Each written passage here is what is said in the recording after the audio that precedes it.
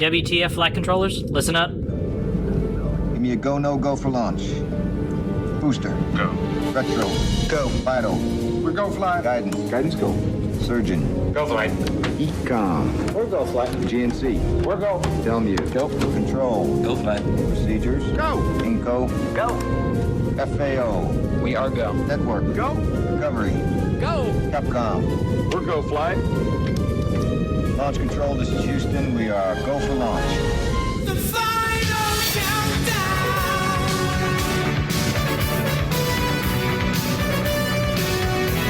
The final countdown. The show will begin in 3, 2,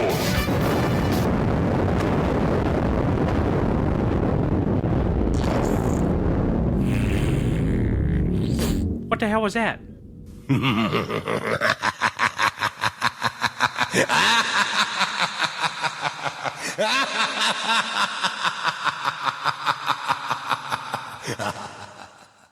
All right, welcome back to another episode of WTF What's the Focus podcast. I'm your host Ryan, and join with me as always, my main squeeze, my buddy, my pal, Mike Michio. What's up? Ryan, what's your focus? I've got so many things to talk about. So many things. It's like near the end of the year. So much going on. So much. I can't even handle it, actually. The fact that it's going to be 2020 actually blows my mind. Say goodbye to that decade. That went real quick. I'm looking at my class ring right now as Tearing we're up. filming this. Just like it says 2010 right here. And I'm like, that was 10 years ago. Jeez. I know. And then you Sad. start tearing up a little bit. Where has time gone? Yep. Right down the shitter. There it is. Right down the Oh, old wrapper. beautiful 10 years. Beautiful 10 years. Yeah. A lot of good stuff in those 10 years. Yeah. Oh, well, it's good to be back. Not politically. Not Yeah. politically. But there's other stuff. There's other Yeah, good stuff. there's the other stuff. Yeah. You just got to look for it. You just gotta have faith, as George Michaels always says, right? Oh, you got to have faith, the faith. faith. Gotta have faith. Oh, man. Baby. Did you get me If singing I right off the could bat? touch your body, Ooh, touch your body. anybody has a body like me. No one has a body like me. No. I guess it would be absolutely nice. No one has a body like you, Mike. Thank you. That's why I'm super proud of it. Yeah, you should be. You should be, Yeah, man. Hey, so mine. It's been a little longer, in between podcasts lately. Obviously, we were, life's just gotten a little busy with the holiday and family stuff. Last week, it was me just being a disgusting mess of a person. I actually, when I was re-listening to last week's episode, I don't mean to bash myself too hard, but I just sounded horrible. Like I was just like fumbling over my words. I just didn't feel good. Obviously, I told you guys very personal information about what was going in, happening inside my body.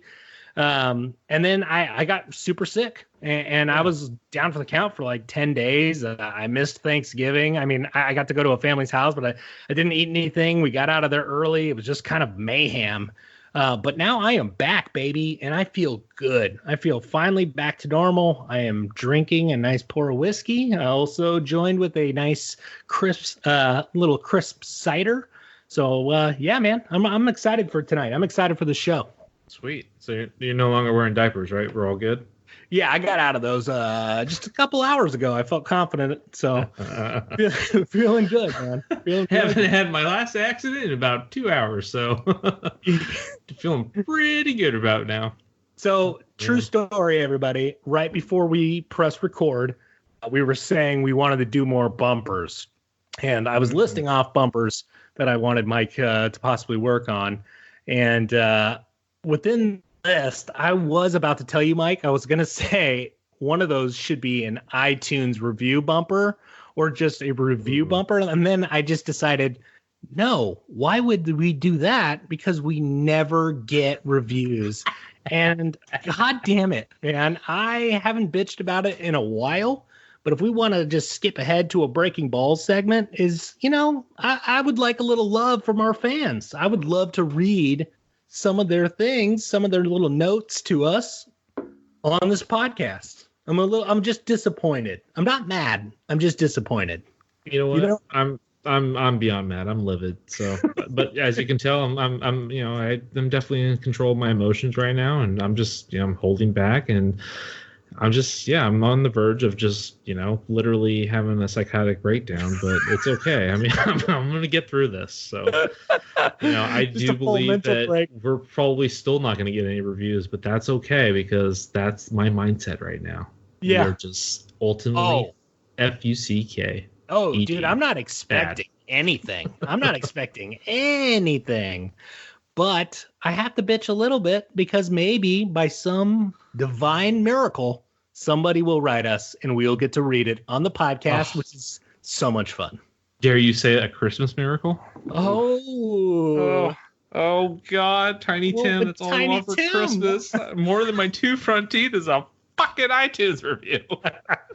We were both going Tiny Tim. I like it. It. See, dude, I'm good chemistry on this one. I'm feeling really good about this podcast.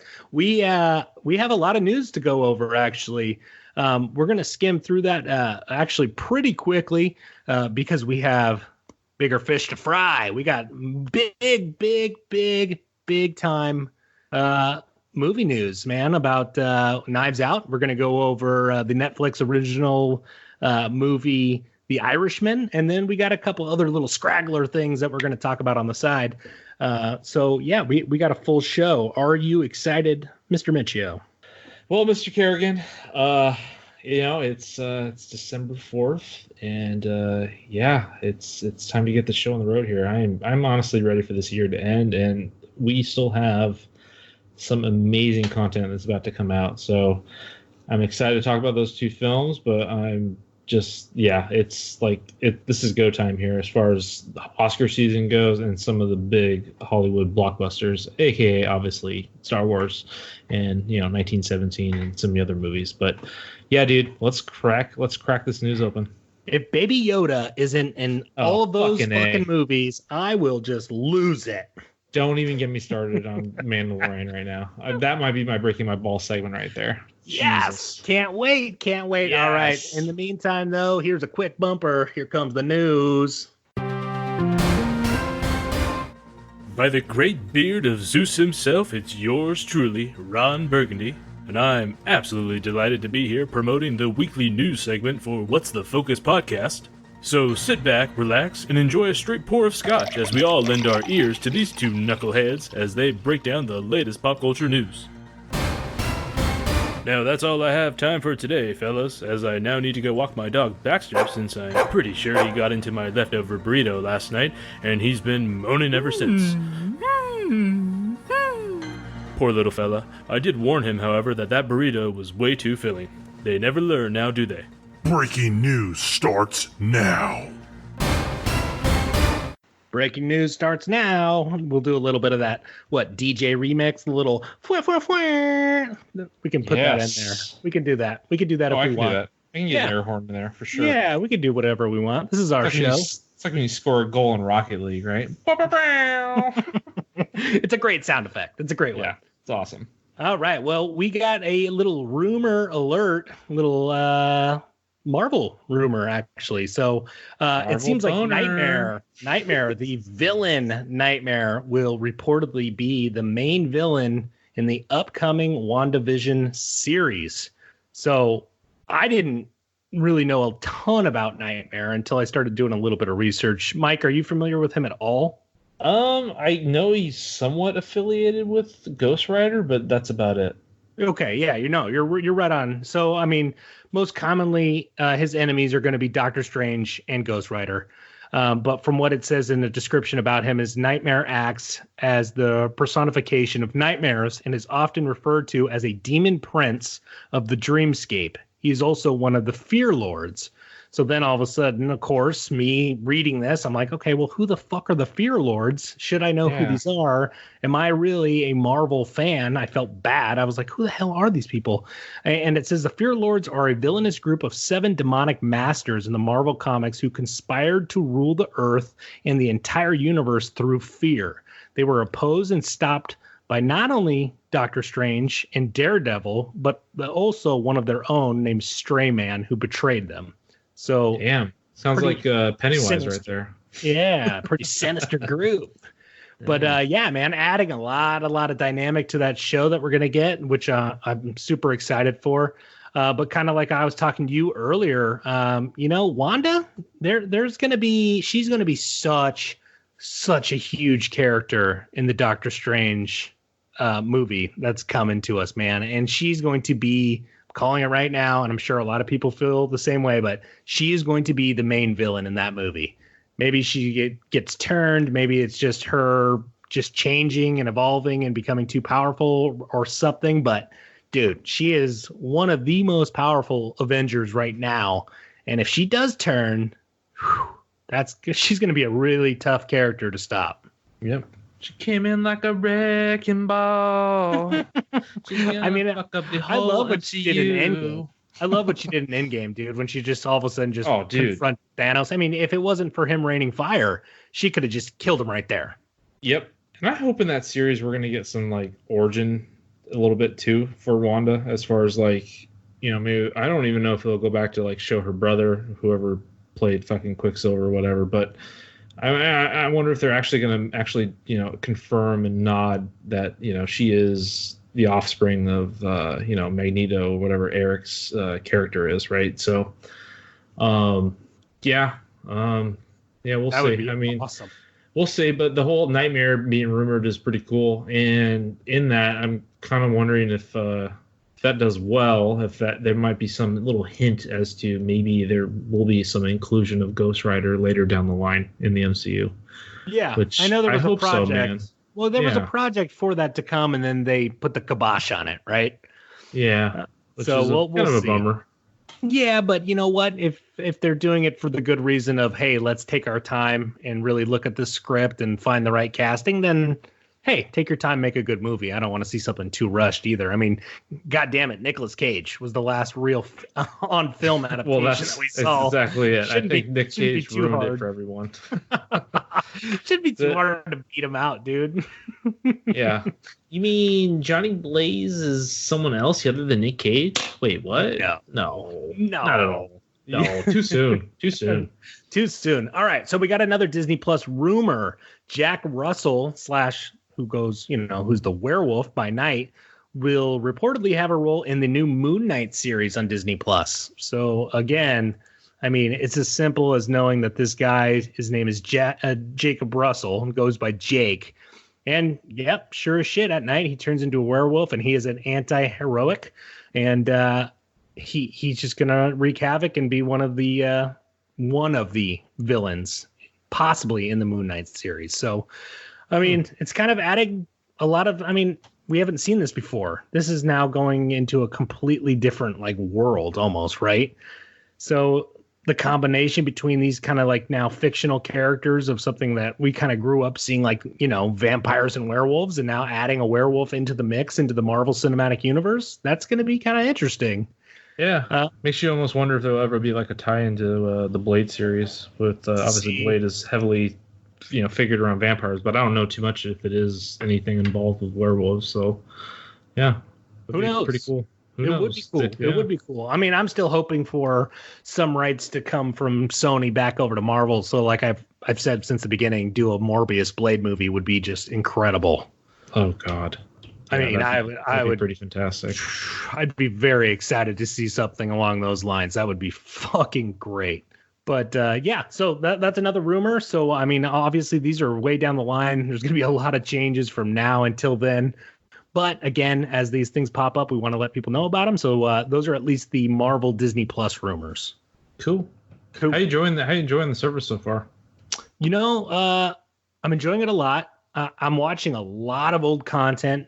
Not a lot of stuff that I thought I was going to originally watch. I've been going back really deep. I watched Bambi and 101 Dalmatians and Cinderella and all these things with Rowan. I'm just watching them on the big screen as I'm doing chores around the house, but I have them on, right? And some of them are very outdated, even though that you can tell they worked on some of these and put them out a little reformatted or however they do that. But Yeah, I don't know. There's just so much to watch. I mean, it's a little overwhelming sometimes, but all in all, man, I love it. I mean, it's so cheap, and I bought the 3 years, so I don't have to worry about anything, and it's just really enjoyable. And I'm just waiting on pins and needles for like all the original content with Marvel to come out. I mean, that's why I actually bought it, but it turned out to be a good purchase just for, you know, the shows that are on there now and the original content we do have with Mandalorian and a couple other ones that they just released for the holiday. So yeah, I'm digging it. How about you, man? Are you liking it? Yeah, no, we're thoroughly enjoying it. It's more or less, you know, it's a great catalog as far as, you know, if you're just getting anybody acclimated with the Disney, you know, vaults altogether, like you were just mentioning the classics. But it's got a slew of a bunch of other great content as far as, like, there's been little Pixar shorts that I've been like loving to. I mean, actually, not just like just been wanting to see throughout the years that only aired on like network television during like either a holiday or some special time. And like they have all those little short videos, which are really, really cool. Those short films, and you know, there's so much stuff. Like even for Star Wars, I love the fact that they have the entire Clone Wars and Star Wars Rebel series. I'll definitely be taking a dive into that when I have time. So, yeah, dude, there's a lot there, and there's probably a little something for everybody, depending upon what's your thing. So, yeah, it's great value. So yeah, it really is. I mean, we scored that $4 a month deal or whatever, I guess it was, and yeah, I'm happy with it. Yeah, dude, it's pretty cool. I actually turned on a little video that I wasn't originally going to talk about, but it was just really, it's a 6-minute video, and it's on Disney Plus, and it's part of the Pixar film, and it's called Piper. And did you get a chance to look at this? Did you see this by any chance, about a little baby bird? Yeah, I've seen that one. Dude, it's really good. It was just, the imagery was just gorgeous. It was beautiful. Rowan loved it, dude. Rowan loved the bird, loved the little sand crabs that were in there with the bird playing around with them, and just the story itself. But for a 6-minute video, it was just beautifully done. Just wanted to mention that real quick because it was a lot of fun just to watch something that was kind of unique and different, and just kind of a fun little message. Again, all these little positive things that are nice to watch on occasion. So something to definitely check out. All right, moving on along. December is a busy month for movies, everybody. We have a slew of them, and a lot of them are looking pretty damn good. Some, but we'll get into that a little bit. So right now, it seems like the December movie releases is read as follows. We got Jumanji, The Next Level. We have a movie called A Hidden Life. We have got Uncut Gems with Adam Sandler. We got the movie Bombshell, Star Wars, Cats. Sorry. Do I keep doing that? Whatever. Yeah. No, it's fine. Cats. Move on. Yeah, Spies in Disguise, Little Women, 1917, and Just Mercy. So, I mean, I don't know all these movies. I definitely will be breaking into a lot of them. The ones that I am excited about that we have talked in the past is Jumanji Next Level, obviously. But like I said from a previous podcast, when I saw the first one, I didn't see it in theaters. I saw it at home, and I laughed hysterically. It was awesome. Bringing back the same cast, adding a few brilliant people like Danny DeVito, should be just a really funny movie. And I put out, I believe, a week before Christmas. So it's coming out here in the next couple weeks, which is awesome. Uncut Gems. They played this trailer actually in the beginning before we saw Knives Out. Yep. Did you see that as well? Yep. I saw that and Bombshell. So, yeah. Dude, it looks good, Uncut Gems. I'm actually kind of interested to see it for sure. Yeah, and you got some basketball legends in there, and just a couple of other big namers. I mean, it looks, for a dramatic role for Adam Sandler, I mean, he is giving it his all. I mean, and from what I've heard, I mean, this could be him winning some kind of award for this movie. So that's great for him, doing more of a serious role and kind of getting out of his slapstick comedy that he usually does. And then Bombshell, like you said, man, yeah, that played as well, and that has a pretty fucking huge lineup as well. I mean, who does that have? That has dude, Charlize Theron didn't even look recognizable in that trailer. Oh my god, in my opinion. I know. It was just incredible makeup. Nicole Kidman, even there was moments where I was like, "Did that Nicole Kidman?" And then you got Margot Robbie. I mean, you got a ton of people in there. But that's obviously the big Fox blow up, and that movie looks pretty intense as well. So I mean, I don't know if I'm going to go see that one, but it might be interesting. I mean, that's something that was just just happened in the last couple years. So it'll be interesting, the adaptation that they actually play. Star Wars, obviously, I mean, we don't have to go into that. We all know how you and I are excited about that one. I know Tom Holland, Will Smith doing their Spies in Disguise. Is that what it's called? Spies in Disguise or Spies in Disguise. Yep. Yeah. Okay. Yeah. So it seems like Tom Holland is some kind of little science kind of geek, I guess, and comes up with a way to disguise Will Smith in a way that he is not expecting, turning him into a pigeon throughout the entirety of the movie. Brilliant. Yeah, brilliant. But the animation looks well done, and it is Will Smith and Tom Holland. And again, I don't think this is a theater movie for me, but I am intrigued by it. I definitely will watch it at some point. Little Women. There is going to be, I think this is the third adaptation of this. I believe the last one came out in 1994. So this one now coming out this year. I know this is a pretty well-acclaimed book, I believe, and a lot of people are excited for this. So Little Women's coming out here in the next couple of weeks. 1917, one of my most anticipated movies. Really, it was Knives Out, and as soon as I saw 1917, it was that and Joker. Those were my three.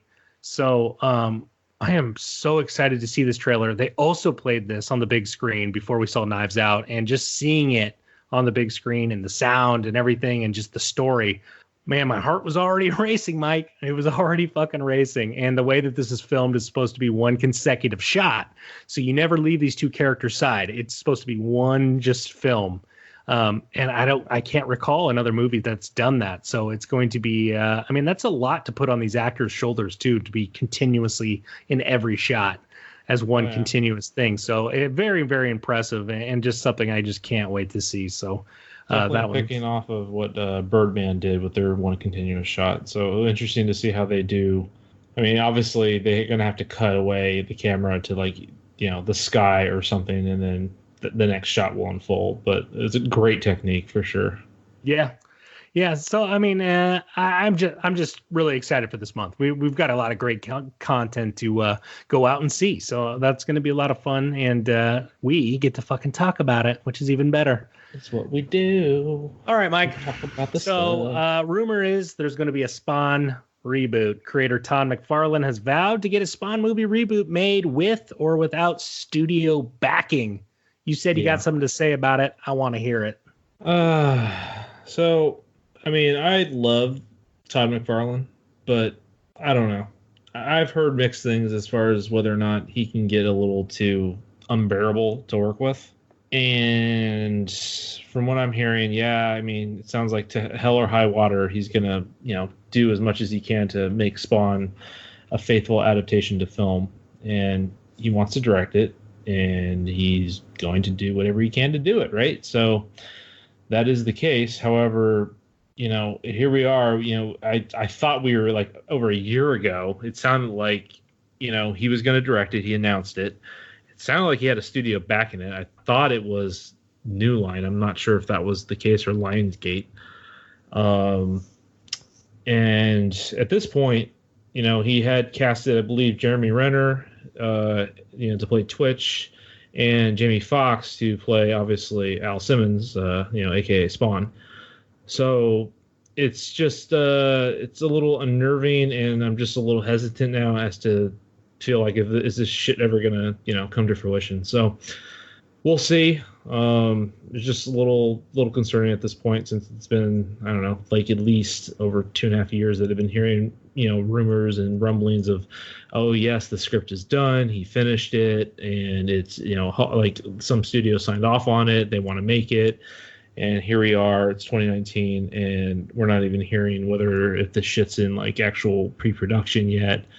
It's just, I don't know. It's hard to say right now. It's it still feels like it's too early, but at this point I'm like, really? Like what's going on? And I'm just wondering if it's just him just headbanging his wall his head to the wall, just, being real stubborn with, Hollywood execs as far as get this exactly how he wants, because he's kind of like a James Cameron, even though he's not a James Cameron. You know what I mean? Like, that's his mentality.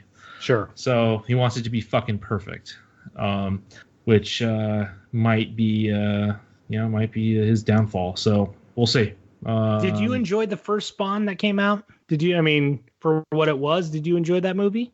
It was. I mean, I definitely gravitated toward it. I enjoyed it on a level of I was happy to see Spawn on the silver screen. Some of the CG was pretty good. I mean, they did a really good job with like the Violator, and John Leguizamo, who played the clown, did a pretty decent job. So, you know, obviously Michael J. White played Al Simmons, and he also did a pretty good job as well. But I mean, when it comes down to it, I feel like it didn't do it didn't do the graphic novels justice as far as what we should have gotten, and with how, you know, comic book films and graphic novels today have been portrayed even better than they ever have been before. It would just be nice to see it revitalized. And 23 years. Yeah, it's aged. It's definitely not aged beautifully by any means. I saw this movie in theater in 1997. Yeah, so did I, dude. So did I. Jesus. Crazy. Jesus Christ. I remember 1997, everybody. Gosh darn it. It's the same year like Mortal Kombat Annihilation came out too. Good lord. Good lord. What a bust. What a bust. What a So fucking bad. bust. Anywho, yeah. I kind of feel the same as I had felt for so long about a Mortal Kombat film being made. The same thing with Spawn, and I don't know. I just feel like we're being dragged along here, and I don't know. We'll see. We'll see what happens. Since you said Mortal Kombat, how are you feeling about their logo? The new one? Yeah. Well, I mean, it's has it grown on you a little bit? I know you had some hatred towards it in the beginning. I think it'll grow on me a little bit once I see a trailer. Will there be a Mushu character? I hope there will be a Mushu fatality in the film, and I hope Eddie Murphy's he's up to snuff for it. So he just said something super shitty to somebody right before you get killed. Exactly. So everybody loves a parfait, and then just fucking stabs them. And in the morning, I'm having waffles. Worst fatality fucking kill. Oh my god. Really demeaning if you get killed by that. Anyway, moving on. Any Doctor Who fans out there, it seems like Doctor Who is returning for another season, and it's coming to you New Year's Day, 1/1/2020. So if you guys are Doctor Who fans, check out this next season. I believe, man, are they on the 10th or 11th season of Doctor Who or what? I mean, dude, I don't even know what that means, to be honest. What does that mean? 11th season? Like, it's 11 years, but is that what you mean? Like, or no? I thought they do this shit every year. No, they do. I'm saying, like, I think they've been on already for like 11, 12 years. No, but Doctor Who, like, dates back to, like, the original fucking Doctor Who's, doesn't it? Like, isn't it all just like a legacy series? Is that what it is? Yeah, it's kind of like a James Bond, isn't it? I think you're right. Yeah. I don't know. Anywho. But I don't know. Yeah, it's crazy. But, dude, it's been on forever. And if you guys are into that, which obviously it has a huge following, check it out. Yeah. You got that January 1. All right. So it seems like the top 5 movies of the week this last week seems to come in. Frozen 2 coming in at $85.2 million. We got in second place, we got Knives Out with $27 million. We got Ford vs. Ferrari coming in at $13.2 million.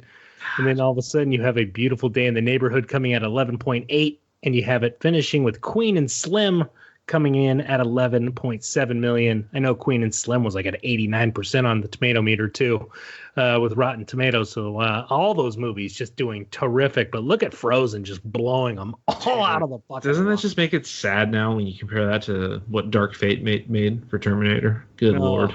Good lord. I know. Disappointing. Very disappointing. Terrible. But a busy week in the theaters. Those are some numbers right there. Those are some fucking busy numbers for a week. Yeah, well, you think that's a number. Wait till Rise of Skywalker comes out. Oh, yeah. We can't wait to see those numbers. Bust a nut, baby. Bang. Yeah, it's not going to treat you well. It's not going to treat you well at all. obviously, we got the Black Widow trailer that finally dropped. We can finally fucking talk about it. Finally. Finally, it's over. And with, so the thank rumors God. were true. We reported and said that they were supposed to come out December 3rd. So we got them yesterday. So the rumors were true. And I watched it a few times, and we got our first real on-screen look at Taskmaster, which is pretty crazy, man. I mean, we get to see him on the big screen for the first time ever in live action. So pretty fun. Yeah, what did you think of his when you actually dissect that screenshot or that little segment you saw of him with the bow? I mean, definitely he's had a run-in with Hawkeye at some point, huh? Yeah, I mean, there's got to be some kind of relationship. I mean, if you really zoom in on it, I know a lot of people were already kind of bummed out of the image that they got from him. They are used to obviously the bone kind of skull look, mask, kind of the Widow Peak hood coming out over the top. I can see a little bit when I actually zoom in where it kind of shows like a little mouth and kind of some wear and tear that almost kind of gives the imagery of bones. But we're going to have to wait and see. I mean, we don't know if that's coming down later down the line, whether or not he changes mask or that comes into play. And, the reason he puts that mask on to begin with is because of something that happens in this movie. We don't know how they're going to do it. But it was exciting to see him on the screen nonetheless. He mimics not just their abilities, their weapons, and also their armor, right? So in that shot, they also show he's wearing a hood, which is very similar to what Hawkeye wears. So hopefully he takes on everything, not just like the weaponry. Like hopefully it's the armor as well. Yeah, I'm hoping for a little bit of everything. I hope he's just a complete badass. Like you said, I really hope they utilize that technology that Stark had, and like the other, friggin' characters They are able have to to. utilize They have that to some extent. Mm-hmm. Yeah. Yeah. No, they have to. What else did we see in that trailer, man? Yeah, man, we saw let's see, Natasha Romanoff's sister was in that trailer. We got to see her for the first time, which was kind of crazy, sharing similar little martial art moves. They were doing some gun fighting, which actually kind of reminded me of that Christian Bale movie. What was that? Did you ever see Equilibrium? I've heard about it, never seen it. Oh my gosh, dude! I know. Check I out. heard it's like fucking bonkers, dude. Honestly, people, our focus meter. We go from poor, we go to average, we go to full focus, and then maximum focus. And I wouldn't give it a maximum, but damn it, I'd give it a full focus. And it's an older movie now, but it holds up really well. And gosh darn it is a lot of fucking fun. And Christian Bale is excellent in it. And it is just really just a good time. So, dude, you got to check that one out. You'll love it. But they do a different type of martial arts that involves weaponry. So it's actually gunfighting. Yeah, and that's kind of what it reminded me of. But yeah, we saw a lot of characters in here. Still reported that we're going to see a Tony Stark. That's still rumored. So we'll see if we see Robert Downey Jr. pop in there. Who really knows? Because, I mean, let's face it, when we look at this movie, this is now supposed to take place between Civil War and Infinity War. Yep. Okay, so, I mean, what does that mean? Well, that means this character, Romanoff, Black Widow, has already gone through a slew of heroic shit. And she's no one to be really fucking messed with, man. I mean, she's already gone through a lot. So this isn't like young Scarlett Johansson, fresh out the boat, like just not knowing what she's doing, total rookie. So it's her kind of going home and trying to put all of her past to bed, right? And that's what the trailer really showed. It was nothing new. It wasn't anything that I wasn't expecting to see. But yeah, I mean, it looks exciting. I just, again, David Harbour as the Red Guardian is fucking awesome. I love that. He's like now the fat Thor version of this movie, right? Yep. But he's definitely going to be a badass character and a lot of the comic relief, I can already tell. So, yeah. I mean... what was another cool little confirmation from that trailer was also seeing the pan out shot of the city where they showed the statue, which is actually the Liberty statue in Budapest, which is going to obviously be featured in this movie. So we're going to actually hopefully see what the hell happened in Budapest as a flashback or something. Nice. Yeah. Thank goodness, because gosh, how long have they been messing with us on that one? Right? You and I remember Budapest quite differently. Oh, yeah. I mean, they mentioned it in multiple films. They mentioned it in Captain Marvel when Nick Fury mentioned Budapest. I mean, there's been multiple mentions. So now we get to finally see that. That's actually going to be That's going to be nice. I think everybody's going to enjoy actually kind of closing that out. Watch, it's just a who fucked who at Budapest. It was just like a fat orgy. That's what it was. Jesus Christ. Jesus. You got the Grand Master over there just starting his orgy. Yeah. It's Right my outside the birthday. devil's anus. It's my birthday. Oh, the Grandmaster's champion. Yes. Grandmaster champion. Yep, exactly. Hey, so if you had to give just this trailer a rating, what would you say as of right now? It's got full focus for me. It was definitely more than I thought I was going to actually gravitate and be excited for. So, yeah, I really like what they're going to go with the Red Guardians take as far as having Harbaugh play the character. So, like you were just saying, it's almost like it's a real life version of Mr. Incredible, but a Russian version. So it's gonna be fun. It's gonna be fun. Yeah, it is gonna be fun. It's gonna be a ton of fun. And that one, obviously, from what everybody's seen now is expected to be released May 1st, 2020.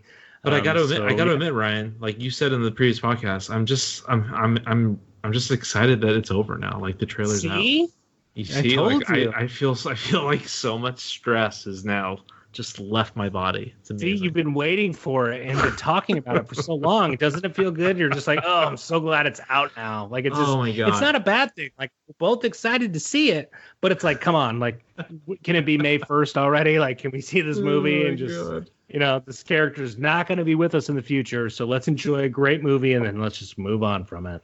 Yeah, let's just get over it. And if you're not getting if you're not getting this reference right now, you need to listen to previous podcasts because man, we're bringing it full circle. Yeah, we sure are, man.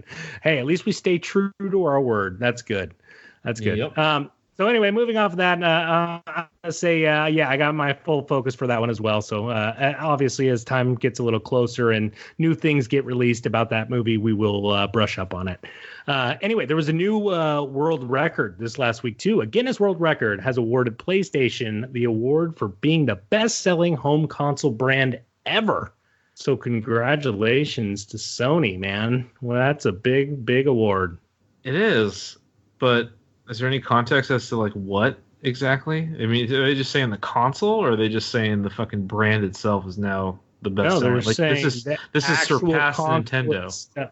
This is the console itself, or no? This is the console brand. So I mean, yeah, it's the home console brand. So I'm thinking, who else outside of Nintendo are they implying here? It's definitely not Microsoft or Xbox. So it's got to be Nintendo.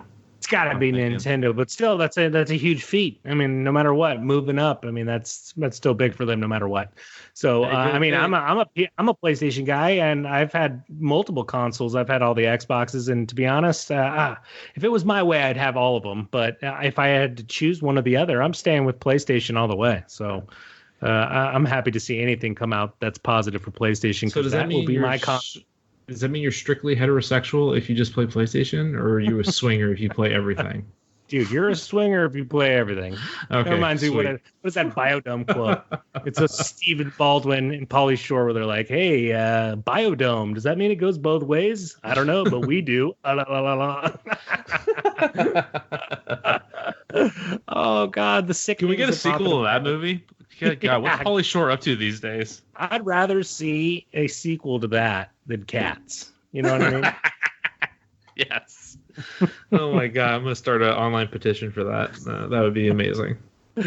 Hey, do you have any news on the video game Resident Evil 3 by any chance? I know I posted something earlier in the week about that, but I don't have a ton of detail. I know you told me last week and on the podcast that they just did a remake of Resident Evil 2, and that's one of the top games of the year. So what are they doing with this whole Resident Evil thing?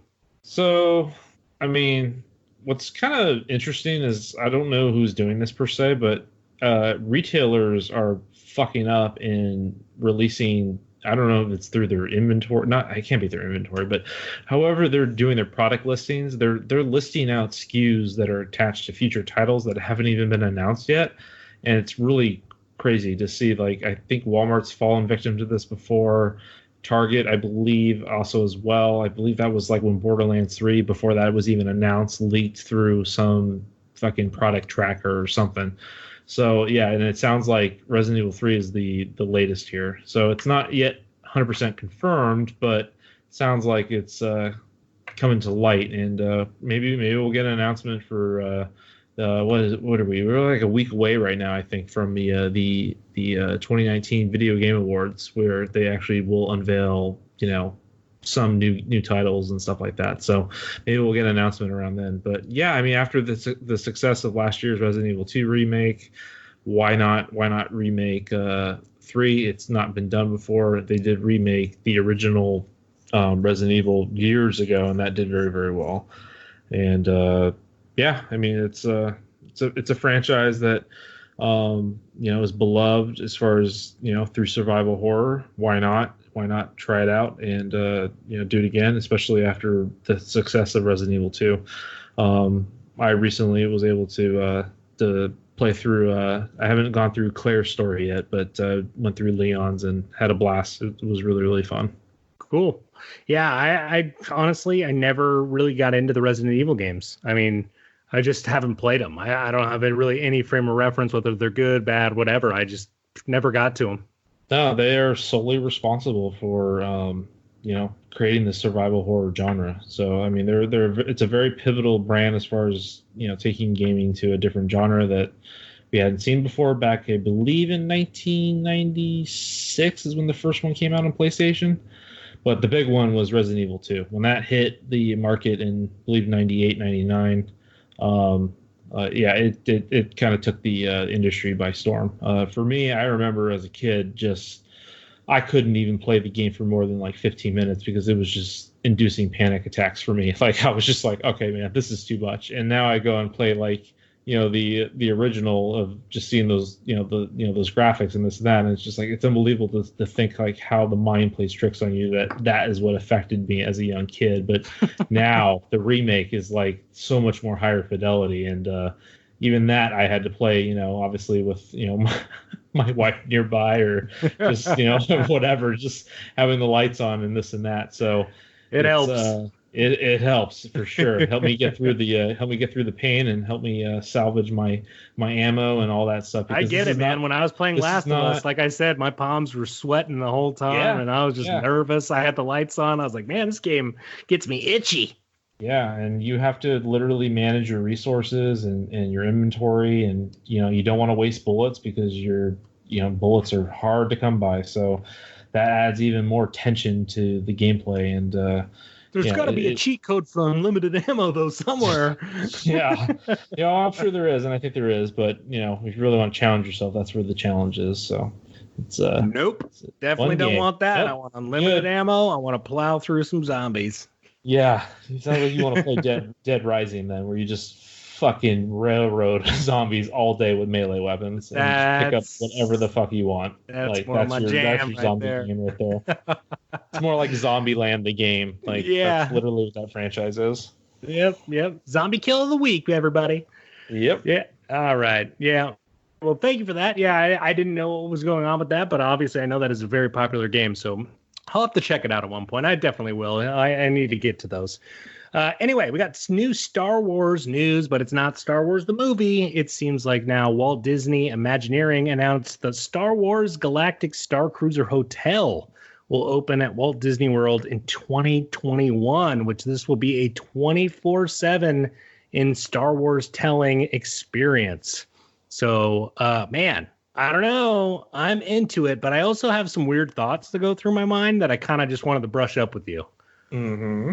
So I'm seeing in a picture that I posted that there's all these kids running around, right? But okay, it's probably a really fun family spot. But for every family spot, you have to imagine there's going to be just some single couples in there. And it's just so weird to imagine that there's just going to be some like rando couple in a Star Wars hotel just totally banging it out. And it's just a weird thought and just image that I have.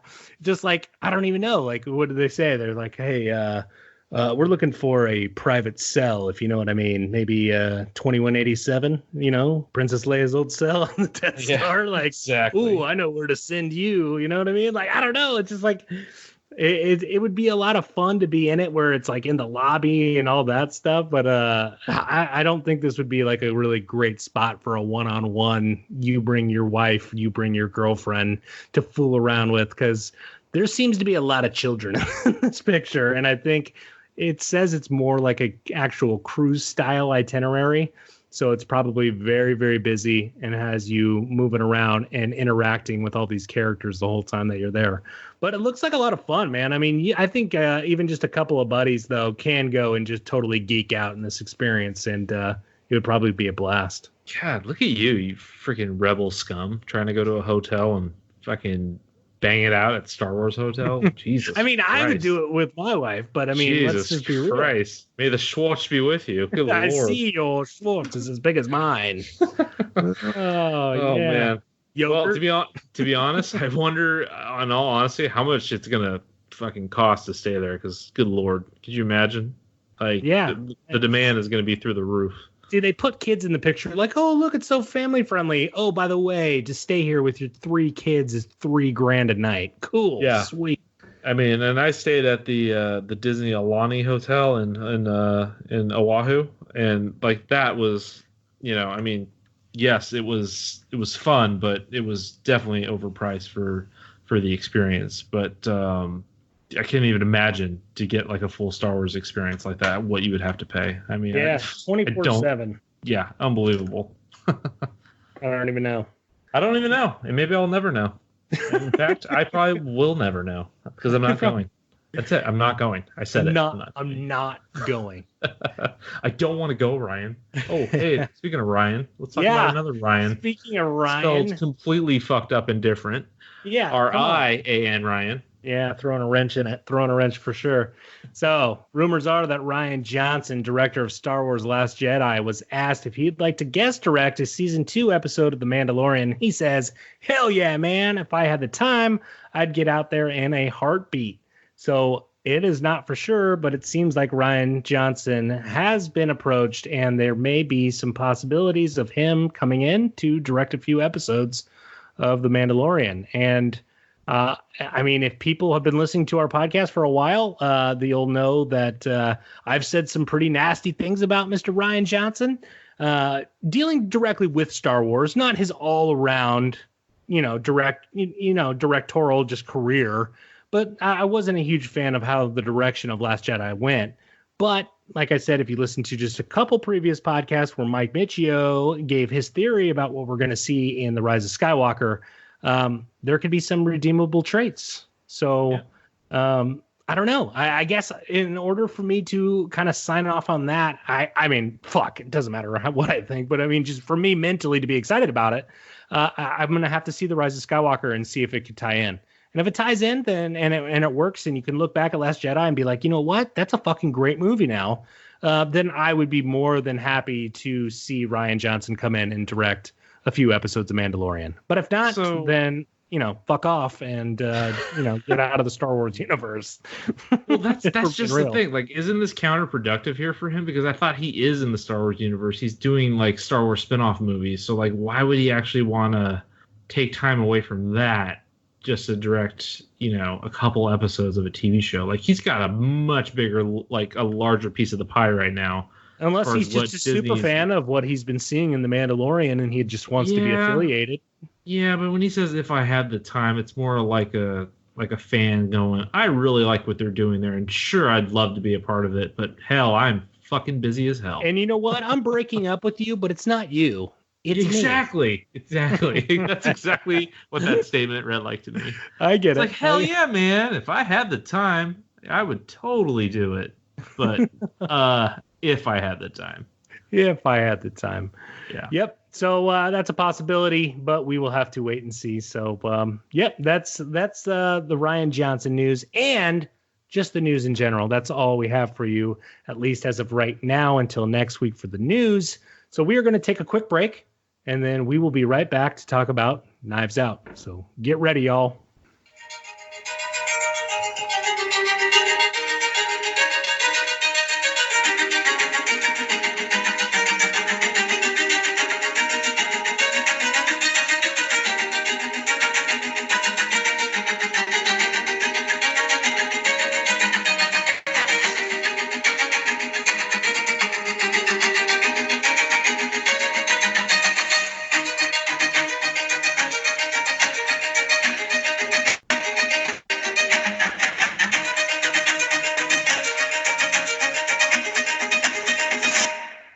right. Welcome back. Knives Out, everybody. Knives Out. How long have you been Well, waiting now- for this, Mike? Months, right? I mean, months, dude. I've been literally collecting all the knives in my kitchen, just like taping them up to my wall behind my fridge. I've been The waiting a butter long time. knives are very non-threatening, though. I gotta tell you.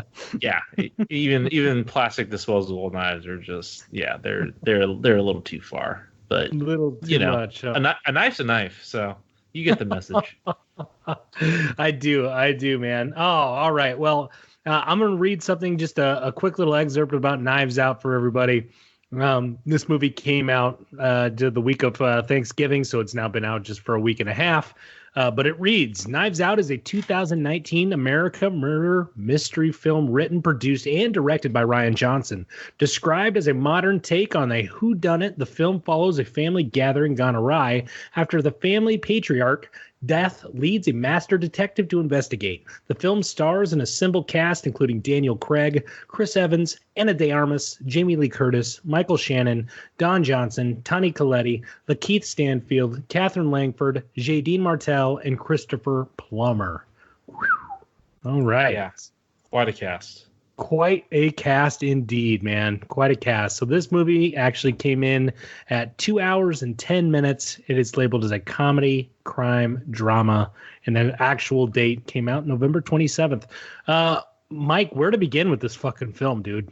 When I saw the trailer, I was very, very much reserved because I'm thinking, this definitely feels like, here we are we seeing a new revision or an updated version of the game Clue, right? Like, it definitely feels like that a little bit. Totally. And yeah, I mean, the whodunit genre has been done and overplayed for for many, many years. And it's a fun genre because obviously, it's a one-time viewing where you kind of just want to see, like, you want to see all these characters kind of like, get involved, and you're honestly second guessing all the misdirection that goes with these films that try to get the audience to sway in whatever way obviously the director is trying to steer you, right? So you're always in the early parts of the film, you're trying to absorb as much information as possible to find clues that even whatever they're showing on camera that you're trying to remember right away, to feel like, okay, this is going to mean something later. So it's kind of like, definitely playing on in that level as far as how these types of films go, right? Like, it's not something, I mean, it's not like a thriller where, like, you kind of get a little bit of some, I don't want to say either some empty space where not everything really needs to add up at some point. Maybe some better thrillers really do hold themselves accountable and, really, make sure that every shot really, really does matter. But for this film in general and overall, it does a very good job in, trying to misdirect the audience. And just when I thought I had it right, something just didn't really, it didn't really add up. And I feel even up until the end, I was still questioning, wait, really? Did that just happen? And be like, oh my God, it's like fucking brilliant. Like, that actually does make sense. And yeah, man, it was, like I said, going into it, wasn't having super high expectations, but yeah, I did hear some like great praise about it through, obviously through critics and audience scores, and went to go see it 2 days ago, and I was thoroughly entertained. I was having a really good time just trying to, obviously you're enjoying the great ensemble cast that, yes, some shine more than the others, and Daniel Craig is by far, playing the lead, character here on the outside looking in. Before you even, watch this movie, that it's probably going to go this route because he's. And what a great job did he do? I mean, he's kind of playing the Sherlock Holmes character, right? So he's the detective, and at that point he's going to be the the leading role for sure. But he did a fantastic job, dude. And as far as my enjoyment for the film, I enjoyed it a lot, and it's definitely one of my more favorite movies of this year for sure. Yeah, I mean, for me watching this movie, without giving full spoilers, I gotta say, the things that happened kind of more in the beginning towards the middle of the movie got me kind of upset to where I was like, man, there was a huge, quote unquote reveal. And that bummed me out. Like, it bummed me out. I was like, man, like, this sucks. Like, now it's more of, Right? it's a different spin on it. I didn't want to know who it was. I wanted the mystery and that kind of magic to kind of like brew up more and have me guessing. And it took me in a mental direction for a really long period of time until really the end. And then that's where, that curveball came. And there was some other hints to where I was like, okay, like, things can't be what it seems. There has to be more to it. We just don't know it yet, because I feel like it can't be this obvious. And I kept telling myself that, but they kept dragging it out longer and longer and longer. So then I was going back and being like, okay, maybe this is this. And now it's just a different kind of direction. And the first part was more the mystery, and now it's not, you know what I mean? And so it kind of had me thrown off for a little bit. And I didn't like how I felt during that time. Like I felt like I was like, I don't know. It just felt a little shortchanged for what I thought the movie was. And then by the end of the movie, I understood what I saw where I didn't feel great about it. And it did exactly what it wanted it to do. Right. And it got me. And it was a great. And by the end of this movie, I just had a fucking blast trying to figure it all out. The acting was superb. Everybody just did really well. Obviously, the big namers I already dropped. It was good seeing some people that I've just seen recently. Don Johnson was just, recently in the Watchmen series. And just seeing Daniel Craig play in this character, which is a lot different than obviously a James Bond character. And really stepping away from that role and showing what he has to offer in other roles. He has a lot. He's a great actor. He's very versatile. And I think he was trying to show it off, and he did. Yeah. And Chris Evans' Southern accent was fantastic. Oh, it was hilarious, and they kept calling him Kentucky Fried Chicken and all sorts of other stuff. I mean, there was just some really funny, quick banter, and just the wordage that he actually chose for some of his phrases, and just his comparisons of things. they were hysterical. They were great. They were so clever. Chris Evans was great. I have to do a better job for me. I just root for him to be the good guy. I'm like, be a cool guy, be a good guy. And the truth of the matter is, he's a great actor too. And as much as we loved him in Captain America, like, he could play a villain. He could play a good guy. He could play anything you want him to play. And I'm actually hoping for a little more darkness in his future roles, because I think he plays that very, very well. He played that stuck up, rich kid that got everything handed to him in this film. And you see that kind of pompous attitude, and he just plays it fucking perfectly. I mean, the guy's from Massachusetts, so he kind of brought out a little of his East Coast attitude, right? But yeah, it was a great movie. I had a ton of fun. It gets my absolute maximum focus. It's just a great murder mystery movie. I mean, now that I look back at the previews, it didn't give away too much.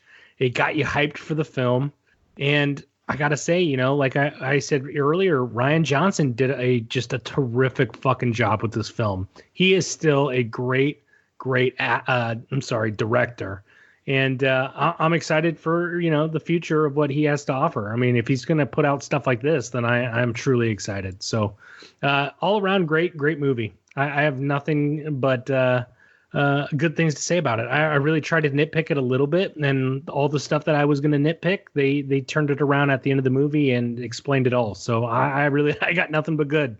Yeah, I mean, just to chime on what you were mentioning earlier about how you kind of felt, oh man, like I feel like I kind of know where this is going, or the fact that they revealed this so early on in the film.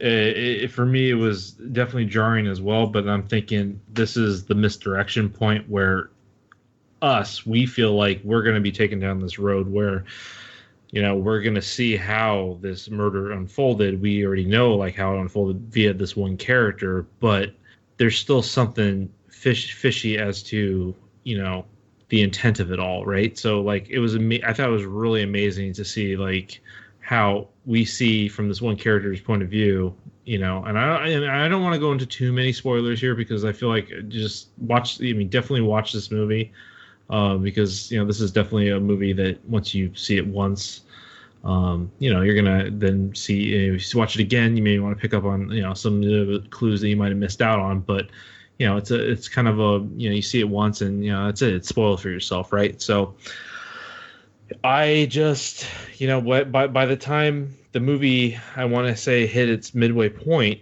I'm thinking to myself, this is going down a path where it feels like they want us to feel like we have it all figured out, but in the back of my mind, I'm just like, no, you constantly question that there has to be more to this. There's definitely more that's coming, and it just kept delivering, and the clues kept building upon each and every clue, and it was very well done. And the cinematography, as far as what Johnson brought forth with his obviously his camera work and skills, he did a fantastic job. I mean, from the beginning opening shot, where I will just mention the when you watch that opening scene where you see the mug and how the movie ends, that's just a call out right there, like just awesome. It's almost poetic. Yep. So yeah, it was a great film. Gonna love to probably watch it maybe a couple more times just to pick up on a couple of things I might have missed. I'm buying this movie. Yeah, but it's I will own this movie. Yeah, it's a fun crowd pleaser, and it's a great movie to watch with a bunch of people that love to either play these types of like escape room type games or whatever, like these these board games and stuff like that. Like this is a great film to watch with a group of people that enjoy this type of genre overall. So yeah, and let's face it, this is one of those movies that, I mean, you don't see this movie for a year and you're at home and it's Thanksgiving and you're just like, hey, I want to pop in a good movie. Like I'd pop this movie in and I'd just put it on, even if it was just in the background and I was cooking at the same time, like just to have this movie on. Like it's a fun, exciting movie. The score on this movie was just incredible. I mean, just incredible. And the guy who did it, Nathan Johnson, was by the music by. He's had so much affiliation with Rian Johnson on, I believe, 3 to 5 different projects already in the past. So they've already worked with each other a lot. But the music in this and everything, just the sounds were just incredible. So, I mean, just all around, this movie was great. I was actually I was listening to Rebecca Dowling, who's the co-host of the animated Batcast and the Picard cast, and also the queen of the, they call her the queen of the leftover army for PCL. And she actually made a good point, and I have to agree with her. She said she would love to see Daniel Craig's character come back in another future movie with a whole different group of people. That's the kind of detective movie, like what she'd like to see so much of was him and the investigation, and to open that kind of world up to now Daniel Craig within being that investigator in different murder mysteries. And I thought that was a great idea. I'd be totally down for that. I think that would be a lot of fun to kind of see maybe like a 2 or 3 continuing story with him.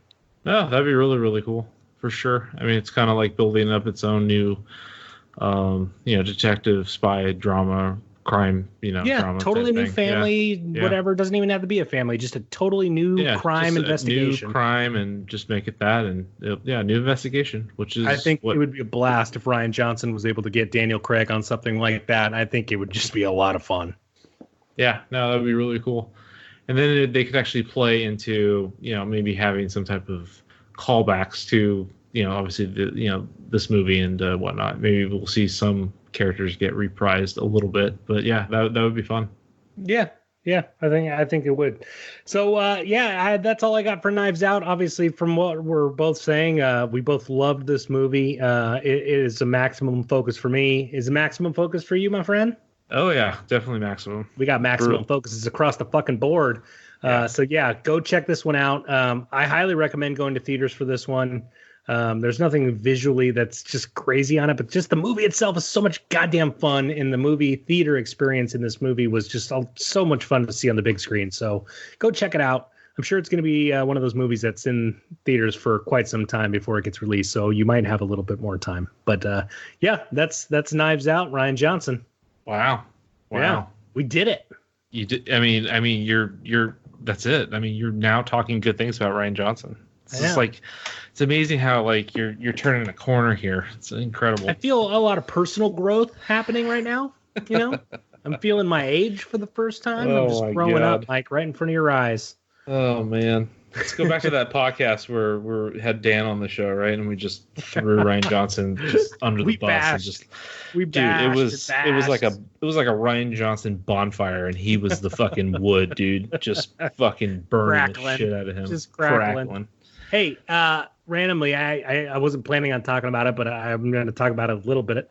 Have you been keeping up with the Watchmen series on HBO? Oh yeah, So what are you thinking about that, man? I am having an absolute blast watching that series right now. I mean, it is just incredibly well done. it really is, man. I mean, it is so. I mean, in so many ways, it's so different than what I'm. I mean, for me, I didn't read the graphic novel, just saw the movie, but and on the level of how much enjoyment I'm having from the series, it's just so much more than the movie itself. And I think we're 2 episodes away from the finale for the season, and Crazy, where bro. they're currently at right now, and how they're trying to reintroduce Dr. Manhattan, or where he's been this whole time. It's kind of mind-boggling, but it's crazy how they're able to, make it all make sense. And lo and behold, this is gonna unfold right in front of us in the next 2 weeks, and I'm excited. I'm excited you're to see. further than I am. You're further than I am. So don't Yeah. give too much away. I mean, Yeah. I've been trying to do obviously I was picking up on a lot of content, so I'm trickling this one in. I just got done with episode 4.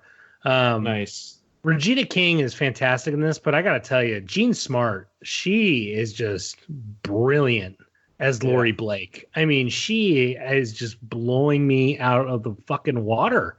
Her character is awesome, dude. Man, so you haven't seen the Looking Glass episode yet? That's His my origin? next episode is episode 5. Shit, get ready, dude.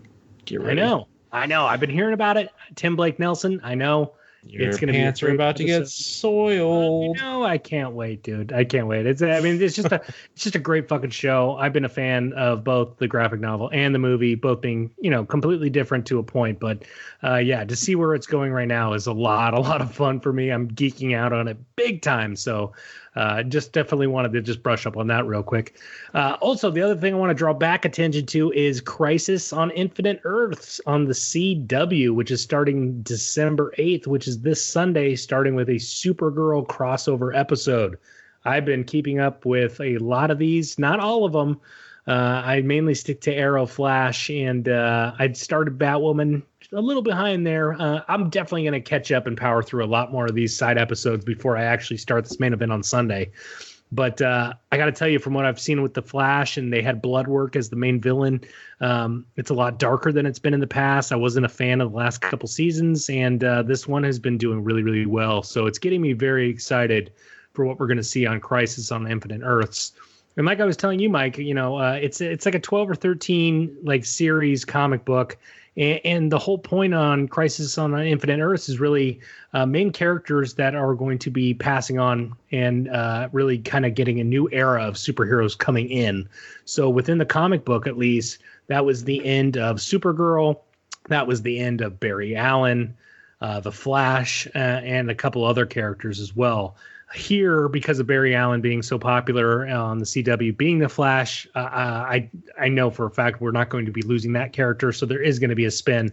But this is Arrow's last and final season, so we know he's going to be at least one among the wreckage in this. So pretty excited. But yeah, if you're a fan of these CW shows, there has been plenty of crossovers in the past, but I don't think there's going to be anything quite like this. This has been a huge buildup. The whole season of every one of those shows with Arrow, Batwoman, Legends of Tomorrow, Flash has been leading towards this. So it's a really, really big deal. And please check it out because I'm extremely excited about it. So, yeah, wanted to drop that too. Oh, man. Whatever happened to Swamp Thing? I don't know. It sank. Did it? It's still in the swamp? Jeez. It's in the swamp. It's buried. Good Lord. Bunch of guck on it. God. So like the season finished, right? Yeah.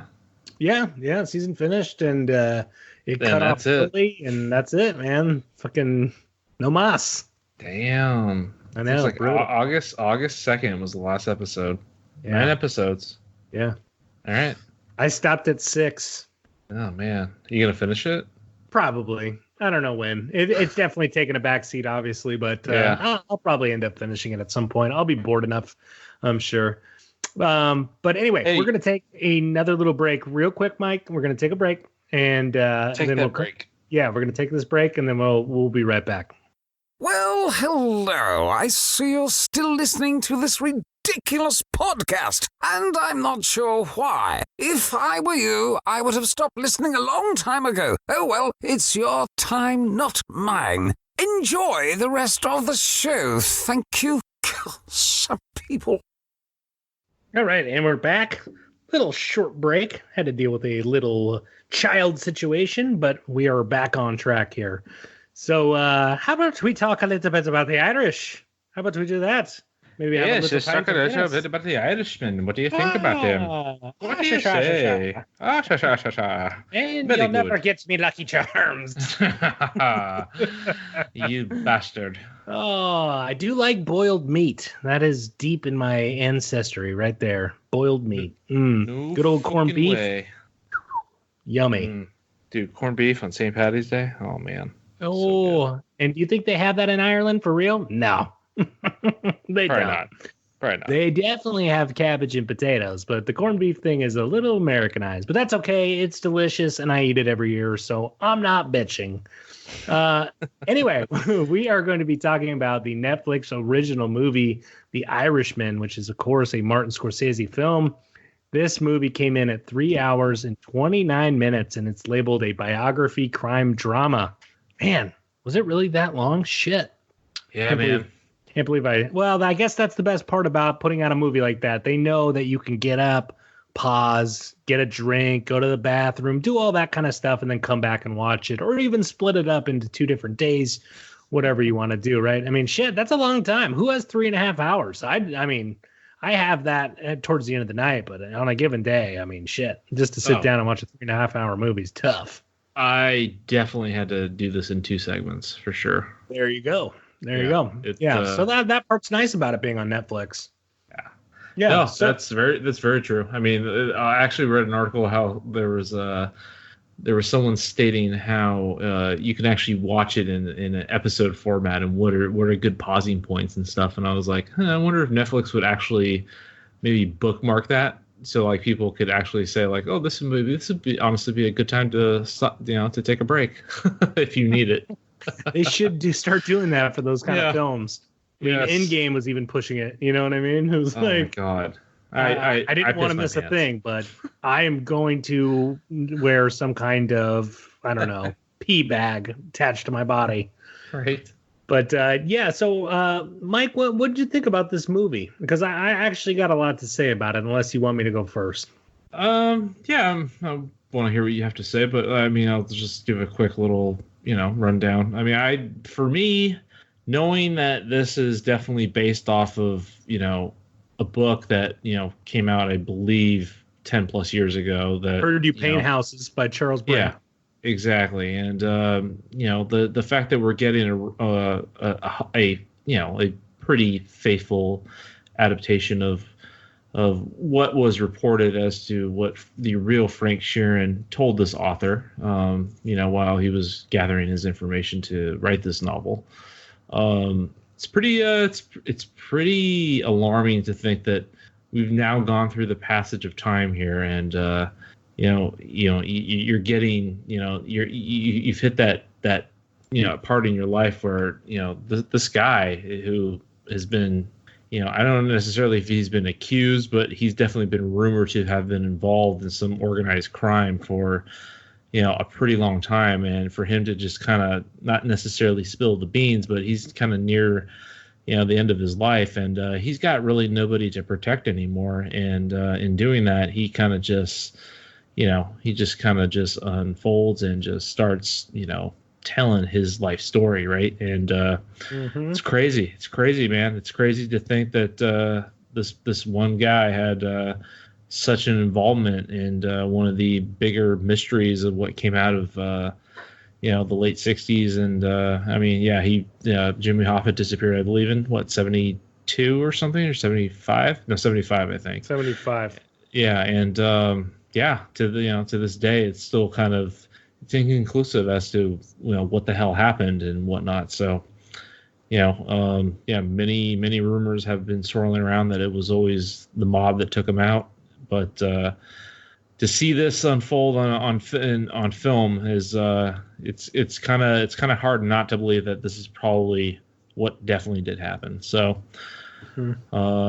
it's a very enjoyable film, and it was just a real testament to Scorsese and his craft through the past 40 years of filmmaking. That from obviously Taxi Driver to Goodfellas to Casino, and now this, the level of quality of his filmmaking. And yes, he can definitely go on record in saying that the MCU and all those movies aren't necessarily cinema. I feel like if it comes from a source as such as him, where yes, this is a guy who's mastered the craft of cinema for over 40 years, it definitely goes to show that there is still the need to see these types of films that invoke such emotion, and that have so much history that we kind of just turn a blind eye to and kind of forget about, and it's nice to know that these types of films are still being made. So yes, it is nice to have a break in the MCU action that is obviously in an influx right now in Hollywood. But I really enjoyed the movie. It was really, really well done. And yeah, man, we'll go into it, but what was your overall take on it? So I kind of broke it into different kind of actual segments or parts, if you will. So historically speaking, I loved it. Mm-hmm. I love history in general. So just kind of going into more biographies about these characters who really existed, who really did some of these things. That part I really liked. But the movie itself, I got to tell you, like I wanted something more from the actual movie, in a sense where I feel like everything I did see was already at some point played. I mean, it felt kind of like a dulled down version of Goodfellas. Yeah, you got the added characters of, and different scenarios and plots and all that kind of stuff. But at some point, it just felt a little just kind of for me. I mean, there was obviously higher points in the movie than the other parts, but there was nothing that made me just like jump out of my seat like, holy shit. Like I was just kind of watching this movie, laying back on the couch and just kind of dully watching it. I wasn't like on the edge of my fucking seat. I mean, there was nothing to get me to that point. So within the entertainment of historically speaking and kind of shedding light on that, I really enjoyed it. From the actual movie standpoint of just an all-around movie, within our focus meter, I honestly only had an average. It just, again, it didn't feel like anything new. This has been done before. There was nothing new and exciting about it other than the de-aging technology of what this movie had to offer visually. Yeah, they were historically accurate with the visual effects and stuff with the cars and all that, but that's nothing these days. They do that for everything. But yeah, there was just nothing that made me jump out of my seat that made me think this was just an all-around just brilliantly made movie. I mean, this just felt like one of his older films that now had a different fucking storyline attached to it. And in that regard, and this is because I am a fan of Martin Scorsese. I've seen a lot of his films, and that's the only reason I'm able to make these comparisons. So nothing against him as a director. He's brilliant, and he's been doing it, like you said, for a long fucking time. But this one just didn't hit home for me. Still enjoyable. I think I like it more when I think back on it because it is on Netflix. I didn't go and actually spend extra money on this. I did not see it in theaters because they weren't playing it when they was in town for me here in Phoenix. But yeah, I don't know, man. It had my average focus. It was great to see Joe Pesci. I did love seeing Joe Pesci. Obviously, he has been on hiatus for a very long time. So to see him back on the silver screen with people like Robert De Niro and Al Pacino. You can't get better than that. So the casting, and even the add-in of Ray Romano being the attorney. I mean, there's just amazing actors attached to it. But yeah, all-around story for me was just an average Focus. But yeah, it's pretty much all I got on that one. Wow, Ryan, just taking a whole shit right on it, huh? No, I mean, like, there was parts I definitely liked, but I was just, dude, to be honest, there was parts I was fucking bored. I was bored watching it. I was just like, okay, it's a fucking typical mobster movie. There's some shady shit going on. People are gonna get hit. Like, there was nothing that you weren't anticipating. Like, there was nothing that just made me go, holy shit. There was no surprises. There was no twists and turns, really. There was just kind of, I don't know. There was just, it was just that. Well, I mean, from that standpoint of, yeah, I mean, the theatricality of, like, getting you excited on the level of, like, what you've seen in the other mobster movies, that's besides the point of, like, this is trying to portray something that really did happen. Exactly. And that's why I said I appreciate the history part of it. That's why I say that, because I break it into different categories. But it's not so much the history that's happening. It's also, like, this is probably the best interpretation of a mobster spilling his beans and, like, telling you, like, this is how it was, you know, like, versus Goodfellas is just a, you know, it's just a call to, you know, random, you know, references of, you know, the other mobsters that might have, definitely have shared some stories along the way. And then it's just an interpretation of those stories, right? Like, this is trying to, you know, open up a level in our history where there's a huge question mark. I mean, this was a pivotal time in our nation, right? So this is more so not just a mobster movie. Like, this is definitely trying to, you know, be a movie that speaks to, you know, a time in this country where, you know, there was a lot of shit that was, you know, I mean, this country was at a very volatile state, right? Like, we could have easily have gone, you know, I mean, obviously this is right after Vietnam and, or during it, and you know, right during the Cold War, and, you know, the Bay of Pigs invasion was obviously there as well in Cuba, and it just goes to show you, like, you know, what I really liked about it is that this was the as real as we're going to get of, like, how organized crime has still been around since the post, like, Al Capone days, like, when, you know, obviously he in the 40s and 50s was, you know, was taken down, right? So it's just crazy to think that you know, their involvement was still very, very heavily, they were very heavily involved in this country and actually running things, so to speak, for, you know, I guess you want to say, I don't know. I mean, for the next 30 years from, like, the late 50s and on, right? So it's crazy. It's crazy because, like, this shit's fucking true, man. Like, you go back and talk to anybody about this, like, you talk about the Teamster Union and Jimmy Hoffa and stuff like that who lived through this. There was no real suspicion back then that they were being, you know, heavily run by the mob and backed by them. You know what I mean? Oh yeah. Like, it's this has all come through due time, and to sit here and to see this is I can't imagine for anyone that lived through it. Like, it's this has got to be a film that really resonates with their moment in history and their time, and you know, it's only going to be a film maybe later in our lives that comes around that maybe depicts something that was pretty pivotal in what we've, you know, witnessed in our history that we'll kind of touch base on. You know, I mean, obviously one of the biggest events that's happened in our lives is obviously the 9/11, and now the world has kind of changed since then, right? So who knows, you know, like what if the conspiracy of 9/11 gets actually, I don't want to say solved, but we get a better idea as to, like, was 9/11 really like a cover up? You know what I mean? Like, there's so much conspiracy around that, but, like, what if, you know, something does come to light, you know, 30, 40 years, you know, later or something like that, right? So the fact that this movie was made, I love that this movie is out, that it's available, and it's kind of neat that, like you were saying, it's available to anyone who has Netflix. I just encourage, you know, anyone, and this is not so much if you don't like mobster movies, like you were saying, dude, like, this is a great historical movie. Like, you should just watch this in general, because just for your own knowledge and history. Just for your own knowledge, man. Yeah, I mean, because there's a lot to be said about what happened during that time. And that's what I liked it for. That's what I liked exactly. it for.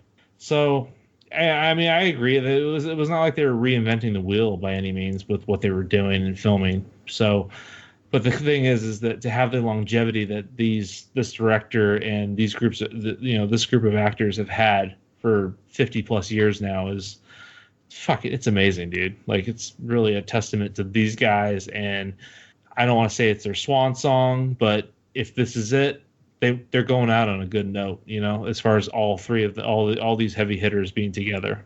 So yeah, for me, it definitely had a full focus for me. I'm not going to give it a maximum, but just due to the fact that I wouldn't think I would give anything a maximum if I'm not going to watch it more than once. I don't feel like I really need to see this more than once, but Yep. I'm very happy that I watched it. That's for sure. So Yeah. yeah. All right, good. I'm glad we're done with this. No, if you're a history nut. I'm just breaking your balls. Now let's go to that. Oh, God. Yeah, what do you got for breaking your balls, Mike? Fuck. What was I bitching about earlier? Oh, man, you're going to have to be a little more specific. Oh, man. I forget. Honestly, I forget. It's late. You forget? You called out breaking your balls, and then you forget? Was it Baby Yoda? Oh, my God. Thank you. Yes. You're welcome. Oh, my God. All right, so here's the deal. All right. I love the show. The show's great. It's The Mandalorian. It's Star Wars trying to be something different outside of what we're used to with the saga movies, right? Like, it's trying to flesh out, different characters that have no real tie to anything else that we've seen in those saga movies, right? So for me, the first episode all the way up until the end, I'm like, all right, this is fantastic. Until they unveil this little fucking, what everyone is calling the child, but everyone, aka Baby Yoda. The savior, exactly. So, and for me, it's not that I hate the idea. It's just that I thought that they were going to go with this approach of, hey, let's explore the Star Wars universe and get outside what everyone is used to, and let's not have anything that needs to have any continuity to it or anything like that, right? And lo and behold, first episode, they go and they show off this little fucking critter who happens to be the same fucking species as Yoda, and obviously Yoda is the only one of his kind that we know of, and they go and they mention that this little fucker is now 50 years old, and I'm just like, oh my God, like, why did they do this? Like, they have to, like, I don't know. When it's all said and done, however the show ends, it's got to now, in my opinion, it's going to have to now align with where the hell was this little shit during the entire saga movies. Yeah, unless they kill him off at the end of the season or next season. He's 50 years old, though, dude. He's already there through episode fucking 1 through 6. Yeah, but 50 is still a baby, so he was even younger. Ryan, I don't fucking care, dude. Like, who was looking after him? That's what they're going to explain. That's the thing. Like, that's what I hope they do. And if they don't do that, oh my God. But the problem is that takes away from the focus of the Mandalorian shit, right? So, I don't know. Hopefully they've obviously thought this out, and it's going to come, not full circle, but it's going to have some type of meaningful... it's going to be meaningful to some point, and hopefully the Mandalorians have a big play as to why this little guy was either around or kept secret or whatever the hell. But I don't know. It just screams a parody of, we're trying to like get fans of Star Wars to connect with this and on a level where like, it does have some connection to the saga movies. And I'm just like, oh my God, just branch away from it. Just let that fucking story be its own and just flesh out the galaxy, dude. Like, the galaxy is supposed to be a galaxy. Like, why is everything revolve around what the fuck happens with the Jedi and the fucking the Skywalkers? Like, come on.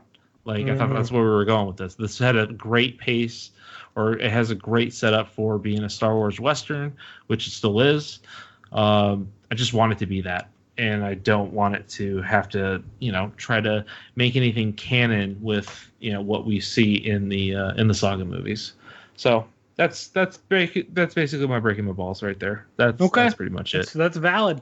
That's valid, and they're just oversaturating that character online. I mean, you cannot go online without seeing Baby Yoda. Yeah, in people some- don't even want to buy Mandalorian shit. They want to buy Baby Yoda crap. Like, what Oh the man, I mean, in the biggest way, they want that. fuck? Yeah.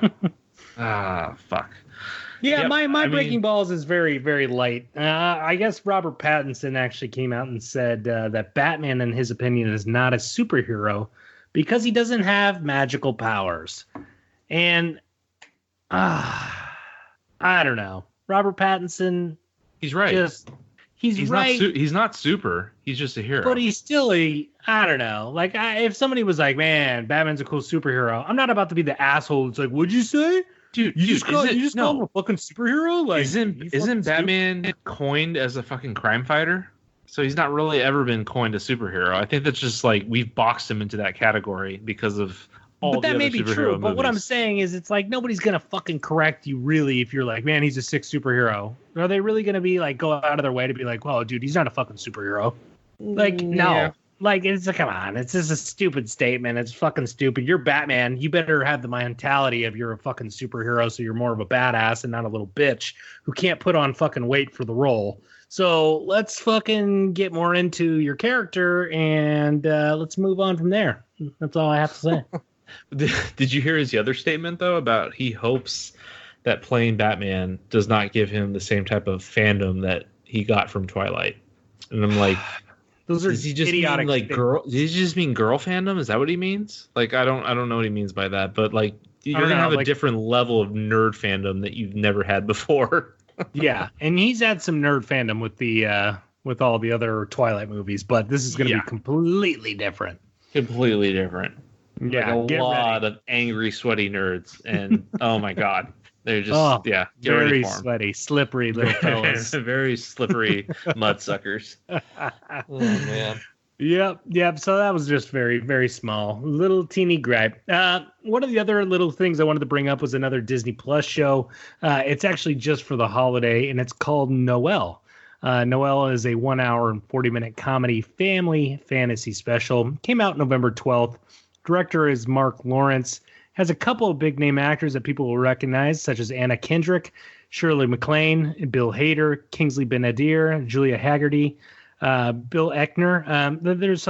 You guys, if you know Billy Eckner, he has his own show, but he's also on Parks and Rec as Craig. He was a really kind of like loud, eccentric guy that they brought into Parks and Rec around like the 7th or 8th season. Super funny. But anyway, it was just a really lighthearted Christmas story where it turns out that Santa Claus actually has kids. And the boy, who is Bill Hader, is in line to take over the Santa role. But himself never feeling like he was actually cut out for it. Then the daughter, being Noelle, always being very jolly and very knowledgeable of Santa Claus and duties and roles, but also very stuck up and thinks that Christmas is pretty much all about presents. And then you kind of see her grow up into the Anna Kendrick character where she's older, and you find out that she's actually a better role for the Santa Claus position. And she kind of goes on her own adventure and spin with her brother. And it's just a really lighthearted, just kind of family-friendly Christmas movie, which, I'm not a big Hallmark Christmas, station guy. My wife loves the Hallmark Christmas channel, but not for me. But I turned this one on, and like I said, it was in the background. We watched it, and it was enjoyable enough for a new age Christmas movie that was very just fun and appropriate for the family. But yeah, if you have time, it definitely, it just has my, I would say, honestly, it had my average focus, but it had my wife's full focus. So it just really depends on who you are, but it was good enough to watch if you guys are just looking to have, like I said, a lighthearted Christmas movie. So I wanted to bring it up. Yeah, glad you did. Yeah. I actually did hear about it, and it looks. I might actually check it out. I mean, my wife definitely loves, those corny ass Lifetime and fucking Hallmark and all those. Oh man, and just like all those cliche Christmas hours, freaking dude. movies for sure. hours can be spent. Yeah. I might actually. This might actually help win over after a recent argument. So thank you, Ryan. I appreciate it. That's what I'm here. Not only to bring entertainment news, but help marriages along the way. There you go. Now there One was battle at a time. new James Bond trailer release, but we are not going to dive into that. Matter of fact, I'm going to make it actually publicly known that I'm going to be reaching out to Joseph Bernicardi this week, and we are going to see if he would be willing to come on the show next week to kind of help us break down that trailer and give his first thoughts and opinions on what there was to see. He already shot me something over Instagram and very much had a lot of excitement about, he goes, it's coming on Wednesday. And this was on Monday, talking about the trailer. So he was pretty pumped about it. So I'd love to get his thoughts and opinions. So right now I'm calling you out, Joey. I'm calling you out, but I will be calling you probably sometime tomorrow or Friday. So get ready. Get ready. Get ready, because here we come. Oh, man. Then it'll be the Three Musketeers. Then it's going to be all fucked up. If you guys thought me and Mike go on tangents, just wait until all three of us assholes get on the same podcast. Oh, man. We might be jumping a little too much. Who knows? That'll be fun, dude. Dude, did you actually watch the trailer? I mean, I'm not going to go about anything. I know. I haven't even watched it yet, dude. To be honest, I haven't even got into it. Mm-hmm. What? I've watched it like 5 times. It's so good. Yep. So good. Also, in other news too, it seems like the world is getting another Planet of the Apes movie. So nothing has actually been reported within a date because it is in the early developmental stages. But if anybody was actually a fan of that franchise, we are going to get another. Yeah. Yeah. So what? This is Yep. Disney's gonna do this, huh? Correct. So I mean, we're gonna see that be a whole kind of different movie just right there, being Disney. God, I wonder if it's gonna be like part of the last series of movies we got, or just its own thing. Yeah, I don't know, man. It'll be nuts. Also, let's see. We have Guardians of the Galaxy 3 script. Seems like it is officially done and being called Wonderful from cast. So the people who have had a chance to read it, not everybody's gotten to read it all the way through, but some people have. But the people who have read it said it is wonderful, and they are so excited to get back out there and actually complete Guardians of the Galaxy 3, which is very, very cool and very, very exciting. Yeah, that's cool. When's that slated to come out? They haven't said anything yet, though, right? Nope, it's fucking part of phase 4.5 or something. Yep. So, I mean, again, those are going to be we'll probably get a lot more dates just come in the middle of next year, because we're going to get some of those Disney Plus stuff to come out. So I'm figuring once we get some of those actually out on Disney Plus, they'll probably start releasing dates for future stuff, and we'll be able to fill in our calendar appropriately and get ready for those, man. It's going to be a busy few years with Marvel. Nice. Yeah. I mean, I was reading online actually that like details for phase 5 might actually come sooner than we think. So, stay tuned. Yep. The other thing is Titans on DC Universe. I know they just had their actual season finale. I have not had a chance to actually watch that yet. I have that on my DVR. But this season was fucking awesome. It just, it blew me away. I loved season 1. Season 2 was a lot different, but it was just as good. And the characters evolving and just getting stronger and just working as a team has just been a lot of fun. And I believe that has now already got renewed for a season 3. So if anybody's a fan of Titans, we're going to be getting some more of that come next year, which is also pretty exciting. That's awesome. I've heard great things. Oh, it's fantastic. From you and from some other people. I just don't have the time. I know. I just I gotta understand, make time. man. Yeah, I know. It's tough. It is tough.